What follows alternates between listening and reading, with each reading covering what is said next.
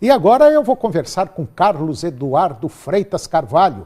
O Carlos é agrônomo, consultor do Senar. E nós vamos falar de um tema interessante. Nós vamos falar sobre pasto irrigado. Carlos Eduardo, bom dia. Bom dia, Toninho. Tudo bom? Tudo bem, e você? Uai, estamos vivos ainda. Ainda? Ainda. Tá Ô Carlos, vocês vão realizar agora, o Senar vai realizar mais um dia de campo lá em Mineiros, esse mês. Mas antes da gente falar sobre esse dia de campo lá em Mineiros, vamos falar um pouquinho de pasto irrigado, da experiência que vocês têm, inclusive lá em Mineiros, né? Inclusive em Mineiros, Toninho. De maneira geral, vale a pena irrigar pasto? Vale a pena irrigar pasto. Quando você tem um manejo adequado dentro dessa área irrigada, com os conceitos básicos do manejo de pastagem, que é fertilidade do solo, colheita correta do capim, gado adequado para comer um capim de valor estimado, a irrigação ela pode trazer dois benefícios, vamos assim dizer. O primeiro deles é cortar os veranicos que existem durante a época das águas, que nos últimos 2 anos até que não aconteceu muito, né? Os produtores anotam a questão de chuva na fazenda e isso nos trouxe uma realidade diferente de anos anteriores. E a outra questão é diminuir o custo de alimentação de coxo na época da seca. Ele é um alimento mais caro, vamos falar de silagem de milho, de sorgo ou de cana, por exemplo, e o pasto tem essa condição, através da água, de fazer com que exista uma oferta de forragem com qualidade e em quantidade para esse produtor num custo mais em conta para o produtor. Hoje nós temos vários, vamos dizer, vários modelos de equipamento para irrigação. Nós temos aquele modelo que cano está enterrado, de aspersão, nós temos pivô central e nós temos alguns modelos mais simples também, movidos, vamos dizer assim, para você entender, a um carretel, Exato. Que seria autopropelido, ele anda sozinho à medida que vai irrigando. Quer dizer, qualquer um deles funciona desde que fazendo o manejo certo. Fazendo correto é aquele negócio, a gente não pode executar molhação, e sim irrigação, né? Então a questão de adaptação para cada propriedade, pelo tamanho dela, existem diversas ferramentas e o produtor tem que escolher qual que é a mais adequada a ele, né? Porque molhar é muito diferente de irrigar, né? Exato. Molhar a gente joga água simplesmente. E irrigar é de uma outra forma, né? Irrigar você tem que saber a evapotranspiração, quanto que vai ser consumido por aquela área. Que você tem que colocar água. O horário, até porque existe aí a irrigação noturna, que é uma ferramenta que a gente tem aí por parte da condição de energia elétrica para facilitar a questão de custo de energia, enfim, uma série de situações para conseguir fazer com que ela seja viável. Ô Carlos, mesmo a gente irrigando na época da seca, que a gente sabe que os dias são mais curtos, nós temos uma temperatura mais baixa, o capim já não se desenvolve como deveria, mesmo assim vale a pena irrigar? Perfeita colocação, Toninho.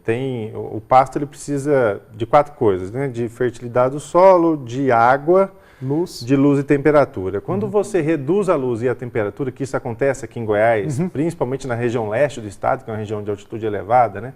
Entre os meses de maio, junho, julho e parte de agosto, você tem uma redução na produção de forragem. Nesse sentido, é interessante com que haja uma escolha de uma forrageira que responda melhor à questão de uma área irrigada. Por exemplo, a Tifton, o capim gigs, o Coast Cross, são espécies do gênero Cynodon que têm condição de aumentar a produção de forragem dentro dessas áreas, né? Então isso ajuda na taxa de lotação, que viabiliza ainda mais o processo de irrigação nessas propriedades. Quando você vai para o lado oeste do estado e no norte, a gente já não tem tanto mais esse problema. Aí já pode ser vamos dizer, um braquiária da vida. Braquiária, sem dúvida, ele consegue já responder. Ele vai ter 2 meses críticos, mas mesmo assim, se você colocar nessa época do ano 2 a 3 UA por hectare, são 2 a 3 cabeças que você tira do coxo, facilitando assim o manejo para o produtor. E hoje você produzir 1 tonelada de silo não é barato, né? Não. Fora a mão de obra. Fora a mão de obra, sem dúvida nenhuma. O animal, a vantagem do pasto é essa. Ele vai lá, ele é o trator, vamos assim dizer, né? O trator e a pessoa que está colhendo. O Carlos, ele é agrônomo e consultor do Senar e ele está dentro desse processo de dias de campo feito aqui no estado de Goiás, no projeto Mais Leite. E agora é a vez de Mineiros, já aconteceram alguns eventos, e agora é a vez de Mineiros ter um dia de campo, uma área de leite, uma fazenda produtora de leite, e que utiliza uma parte da fazenda para irrigação de pasto. É isso mesmo? É isso aí, Toninho. É o 19º dia de campo Senar Mais Leite. é já um evento tradicional da casa, né? E aí onde existe resultados, a gente, obviamente, conversando com o produtor e o seu técnico, realiza o dia de campo lá. É uma propriedade diferente das outras, dos dias de campos que a gente fez. É uma fazenda maior com relação à produção de leite. Ela tem uma área total de mais de 600 hectares, em que a área utilizada hoje para atividade leiteira é de 100 hectares, o restante é arrendado para lavoura, né? E essa propriedade hoje recebe uma visita de um técnico do Senar, o André, que atende lá o produtor, o seu Eduardo Filgueiras. Então ele tem 100 hectares dedicados ao leite. Exato. Né? E antes do trabalho eram 200.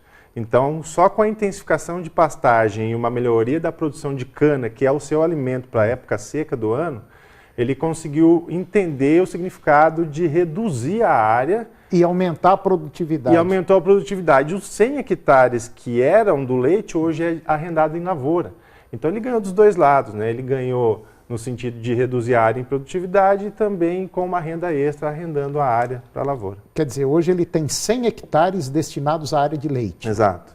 A raça que ele mexe, qual que é? Então, hoje ele trabalha lá com a Gersolanda. Então, ele tinha uma base de girolando, foi especificando os animais, especializando os animais para o holandês, e hoje ele tem lá um cruzamento de alguns animais Gersolanda. Então, ele tem um gado lá com 400, 450 quilos de peso vivo, né? Vai dar algo em torno de 15 arrobas, e aí uma média ano desses animais de lactação de 18 a 19 litros por vaca dia. Nossa, muito bom. A conversão é muito boa. Muito boa. O pessoal pergunta assim, o que é uma vaca boa? Uma vaca boa é uma vaca que consegue converter 5 litros de leite para cada 100 quilos de peso vivo.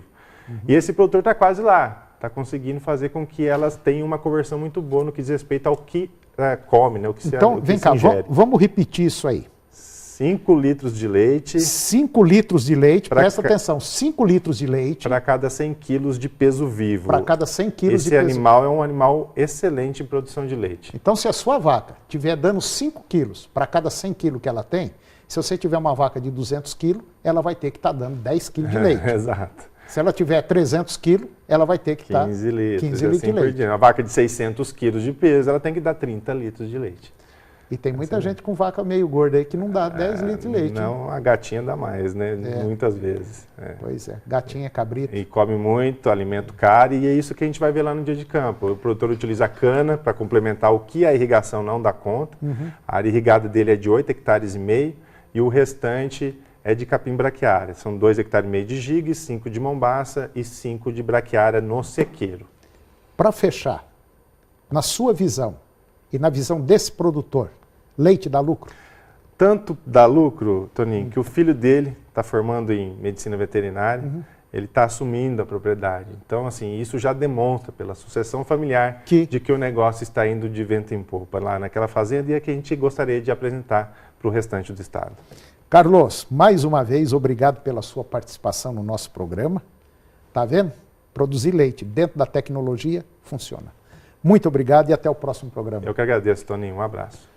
E o programa de hoje chegou ao fim e eu termino com a seguinte frase: o que está fora da vista perturba mais a mente dos homens do que aquilo que pode ser visto.